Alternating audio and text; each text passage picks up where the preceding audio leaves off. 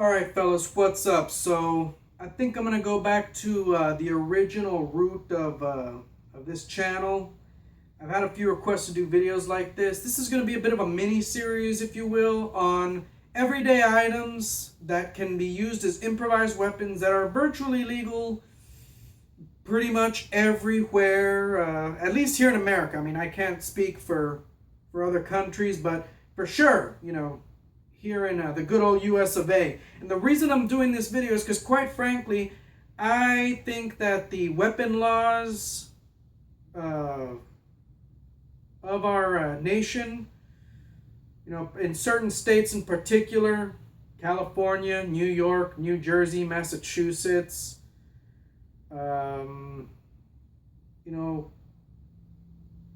Connecticut, Illinois, Michigan, just too many. I guess maybe because I'm a Texan and our weapon laws are, they're moderate. It isn't the damn Wild West out here, contrary to what people outside of Texas think. But at the same time, our weapon laws aren't over the top. They're reasonable, for lack of better terms. Unlike most of the states that I just mentioned. And by the way, to the residents of those states, I meant no offense. I just think it's kind of bullshit how you guys are expected to follow these laws because, you're law-abiding citizens, while, no good criminals, they basically get to capitalize off of this fact. I mean, that's something that y'all's lawmakers just don't have the common sense to understand. The good law-abiding citizens, they're going to follow the rules, so they're not going to be a problem. It's the criminals, however, well, let's face it, if criminals obeyed these laws, then they wouldn't really be criminals now, would they? But they are criminals, and not only are they going to violate these laws anyways, but they're pretty much going to capitalize off the fact that you, the law-abiding citizen, are not going to be breaking these laws. So, with that in mind, I guess you could say I'm compelled to arm you, you people with the knowledge, with this knowledge. These, like I said, these are videos that are gonna be showcasing improvised weapons that you can carry in your car, on your person. Hell, you could probably get on a damn airplane with this stuff.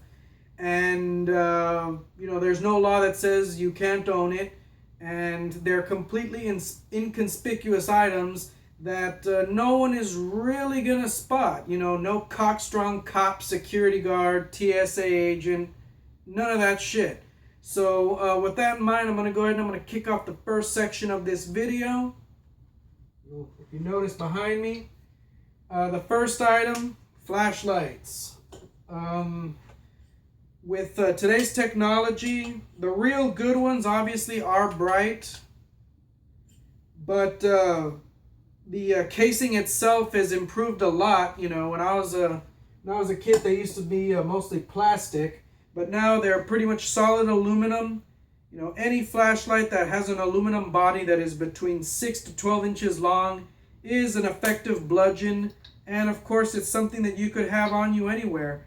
If you're going to get on an airplane with one, though, I do recommend one that's not too long. The first one I'm going to show you here is, this is a 5.11 8-tac A2 flashlight.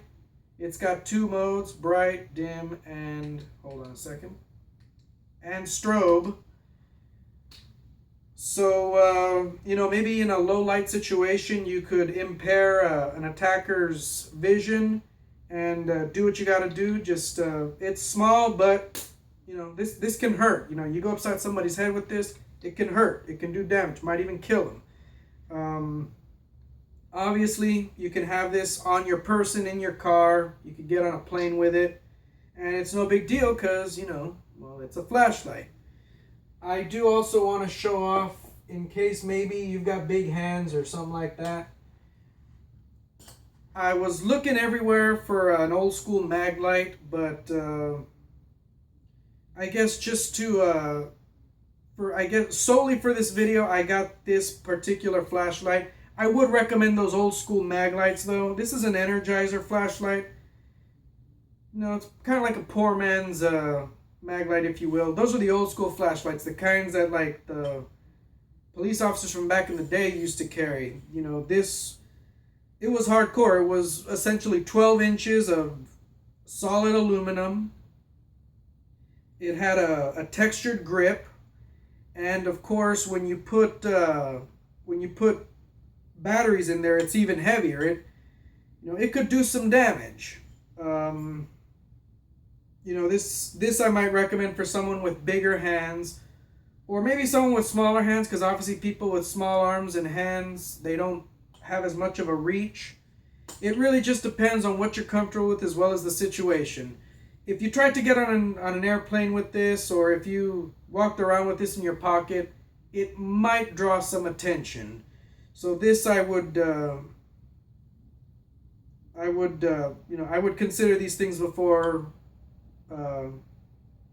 choosing a larger flashlight instead of a bigger one.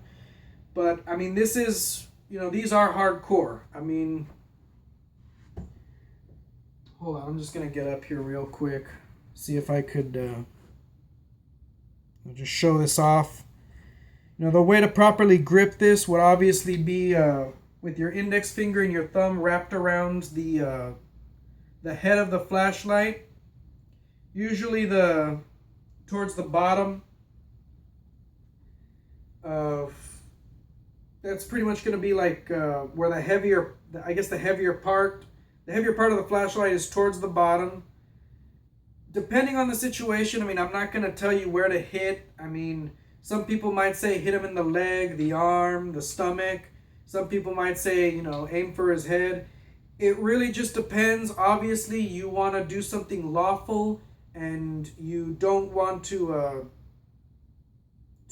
be too excessive about it. I mean, you don't want to go upside somebody's head because, over something that may have been petty or not as life-threatening. I mean, it really just depends on the situation, and it really just depends on, on the law, really. Like I said, you obviously want to use this for strictly a self-defense situation, when you're dealing with someone that is a danger to themselves or others. Excuse me, it's been a long day. So, these are, like I said, I actually went out of my way to study the different states' laws, and I specifically checked every section having to do with weapons. In none of them did I see anything about a flashlight, so you should be good.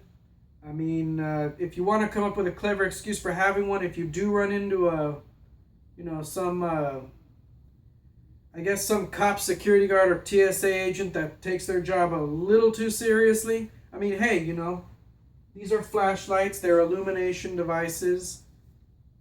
You have legitimate excuses to carry one, or you could just not say anything because that's your right. So,